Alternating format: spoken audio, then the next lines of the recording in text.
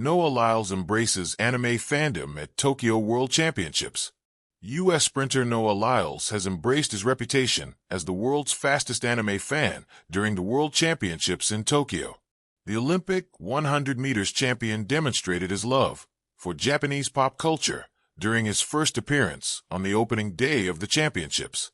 Lyles celebrated his 100m heat by performing an imaginary Kamehameha energy ball attack inspired by the Japanese anime series Dragon Ball.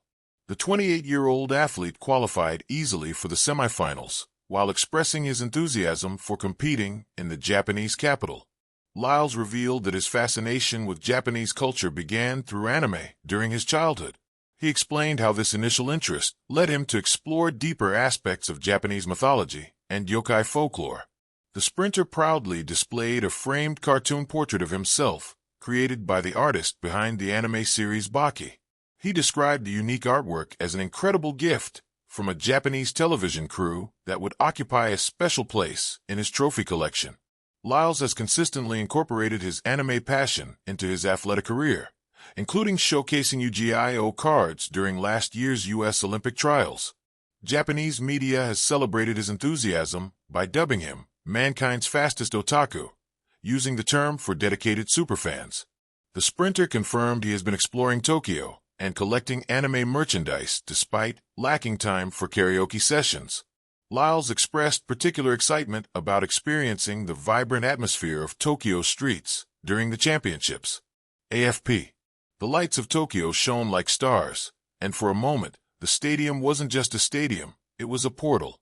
Athletes from all over the world had come to chase gold, glory, and greatness at the World Athletics Championships.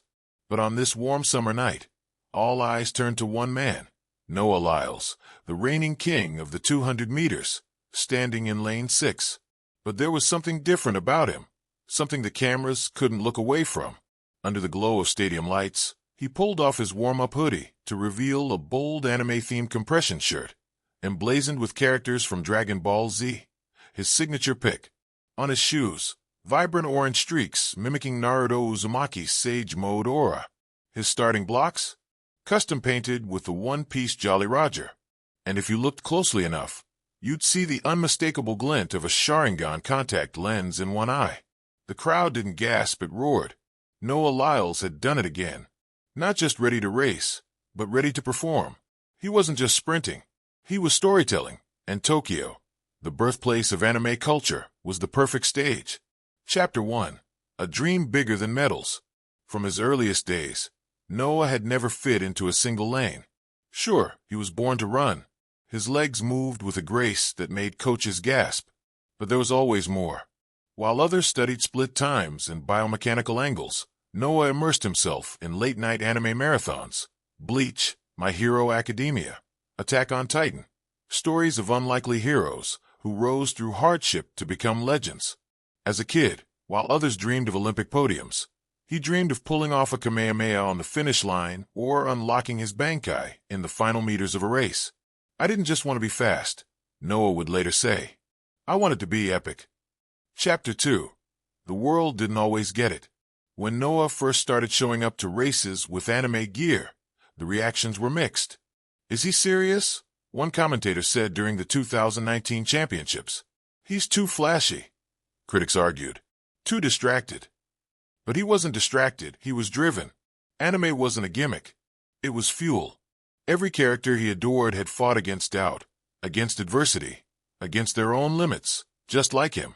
And every time he stepped onto the track with those characters on his chest or etched into his spikes, it was like bringing an army of warriors with him. And slowly, the world started to see it. Not just his speed, but his soul. Chapter 3. Tokyo, the ultimate crossover. By the time the World Championships landed in Tokyo, Noah knew exactly what he wanted to do. This is home turf for anime, he told reporters. If there's ever a place to go all out with it, it's here. He worked with designers to craft a race kit that paid tribute to Japan's anime legacy. His outfit wasn't just cool, it was respectful, thoughtful, and celebratory. Every detail told a story.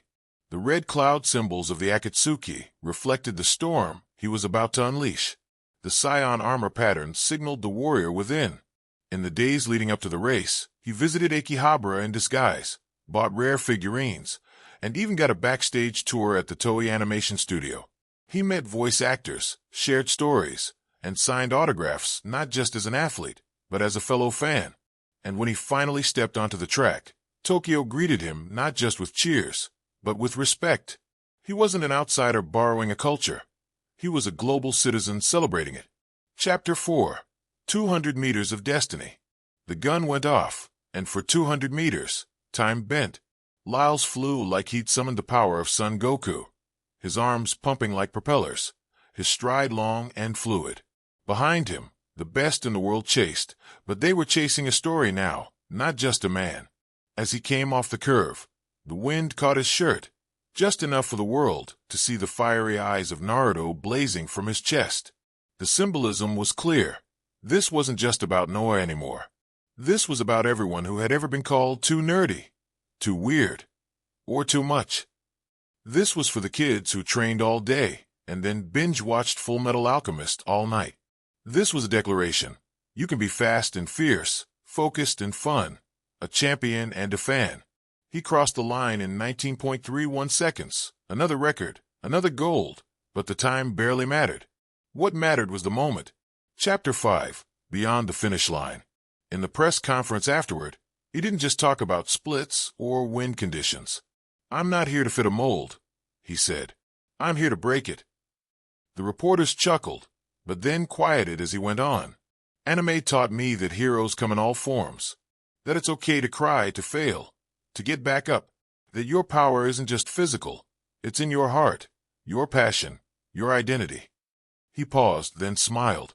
"And sometimes it's in your cosplay." The room erupted with laughter, but it was more than that. It was connection.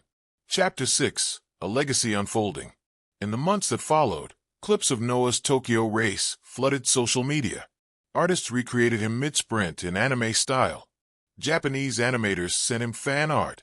Athletes around the world began showing their own fandoms proudly. Marvel, K-pop, Star Wars, you name it. Noah had sparked something bigger than sport. He had blurred the line between athlete and artist, between fandom and fame.